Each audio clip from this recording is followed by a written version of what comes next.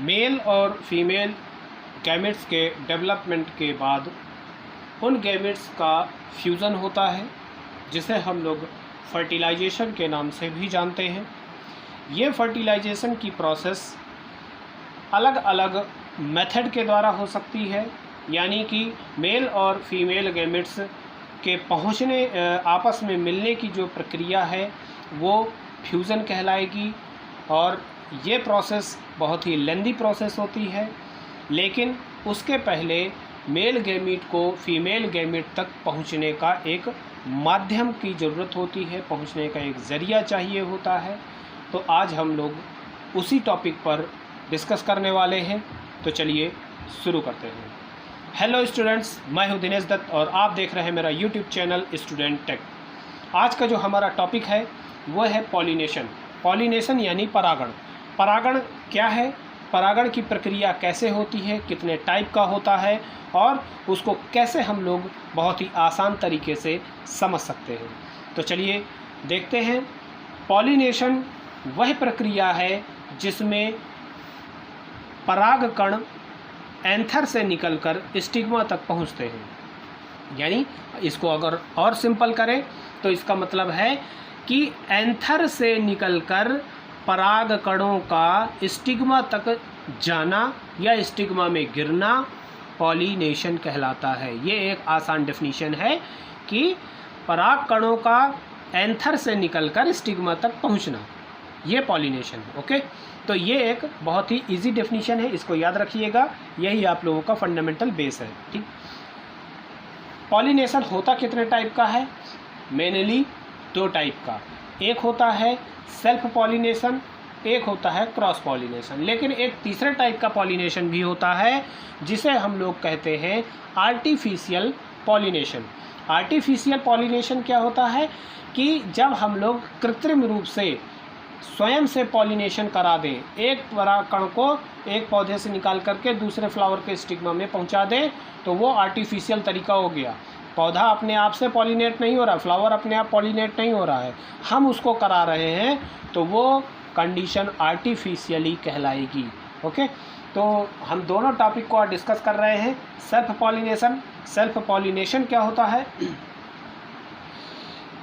Self pollination का मतलब है कि किसी एक प्लांट के फ्लावर के पॉलन ग्रेन्स उसी फ्लावर के स्टिग्मा में गिरे या उसी पौधे के दूसरे फ्लावर के स्टिग्मा में गिरे। ठीक है, अगर हम लोग बात करें कि सेल्फ पॉलिनेशन में एक ही फ्लावर के पॉलन ग्रेन्स निकल करके उसी फ्लावर के स्टिग्मा में गिरे या फिर उसी प्लांट के दूसरे फ्लावर के स्टिग्मा में गिरे, तो वो सेल्फ पॉलिनेशन के अंतर्गत आएगा। अब सेल्फ पॉलिनेशन को हम लोगों ने इस कैटेगरी के अनुसार दो भागों में डिवाइड किया है। कैसे? और एग्ज़ाम में ये अक्सर पूछा जाता है। अगर आप लोग मेडिकल के स्टूडेंट हैं या मेडिकल की तैयारी करना चाह रहे हैं या फिर इंटरमीडिएट के स्टूडेंट हैं या बीएससी के स्टूडेंट हैं, तो हमेशा जिटोनोगैमी और ऑटोगैमी के नाम से क्वेश्चन आया करता है। तो इसलिए इसको समझ लीजिएगा कि ये है क्या चीज़। ठीक, तो थोड़ा ये टर्म है, टफ नहीं है, बहुत ही आसान है, बहुत ही आसान तरीके से मैं समझाऊंगा, थोड़ा सा इसमें फोकस करिएगा। पहला है ऑटोगैमी, दूसरा है जिटोनोगैमी। ऑटोगैमी और जिटोनोगैमी। अब ये एक प्लांट है, ठीक है। इस प्लांट में अगर हम लोग देखते हैं कि ये एक फ्लावर है, इस फ्लावर के ये एंथर से पॉलन ग्रेन्स निकल करके इसके स्टिग्मा में प्रवेश कर रहे हैं, स्टिग्मा में जा रहे हैं, तो ये टर्म क्या कहलाएगा? ऑटोगैमी। यानी कि फ्लावर के जो परागकण है उसी फ्लावर के स्टिग्मा में जा कर के गिर रहे हैं, तो ये टर्म कहलाएगा हमारा ऑटोगैमी। क्लियर? वही प्लांट है, वही फ्लावर है और उसी फ्लावर के स्टिग्मा में गिरना है, ये ऑटोगैमी। ठीक, अब दूसरा टर्म है हमारा जिटोनोगैमी। जिटोनोगैमी में क्या होता है? ये एक प्लांट बना हुआ है, इसमें देखिए ये एक फ्लावर है, ये दूसरा फ्लावर है, इस वाले फ्लावर के पॉलन ग्रेन्स निकल करके इसी प्लांट के दूसरे फ्लावर के स्टिग्मा में गिरते हैं, तो ये टर्म कहलाता है जिटोनोगैमी। प्लांट वही होगा, बस फ्लावर चेंज हो जाएगा कि दूसरा फ्लावर आ जाएगा, ठीक है। तो इसमें कंफ्यूज नहीं होना है। ऑटोगैमी में उसी फ्लावर में गिरेगा और जिटोनोगैमी में उसी प्लांट के दूसरे फ्लावर में पॉलन ग्रेन गिरेंगे। तो यही जो है टर्म थोड़ा सा चेंज हो जाते हैं। क्लियर, ये समझ आ गया। अब इसके बाद आते हैं हम लोग क्रॉस पॉलिनेशन में। क्रॉस पॉलिनेशन क्या है? जब किसी एक प्लांट के पुष्प के परागकण किसी दूसरे प्लांट के पुष्प के स्टिग्मा में गिरे। थोड़ा सा लंबा हो गया लेकिन आसान है। देखते हैं अब कैसे। ये एक प्लांट है, ये दूसरा प्लांट है। इस प्लांट के परागकण, जो फ्लावर है, ये फ्लावर दिख रहा है ना, इस प्लांट के फ्लावर के परागकण दूसरे प्लांट के फ्लावर के स्टिग्मा में गिर रहे हैं। तो ये कंडीशन कहलाएगी क्रॉस पॉलिनेशन, ठीक है। तो ये हो जाएगा क्रॉस पॉलिनेशन। आसान है ना।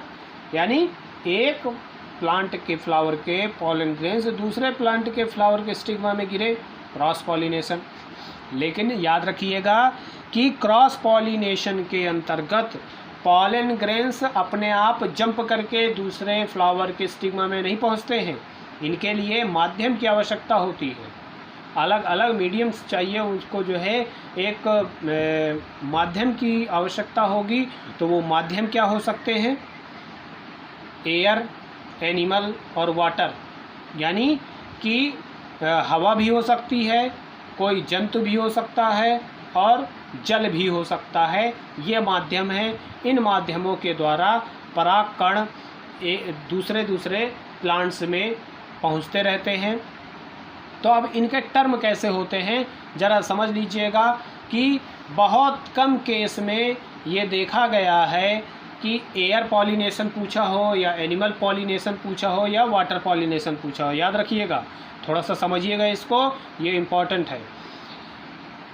हमेशा पूछा जाता है एनिमोफिली, जूफिली और हाइड्रोफिली। एनिमो मीन्स होता है एयर, तो ये हो गया एयर पॉलिनेशन। जू मीन्स होता है एनिमल, तो ये हो गया एनिमल पॉलिनेशन। हाइड्रो मीन्स होता है जल, पानी, तो ये हो गया वाटर पॉलिनेशन। तो इस तरह से इसको याद रखना है।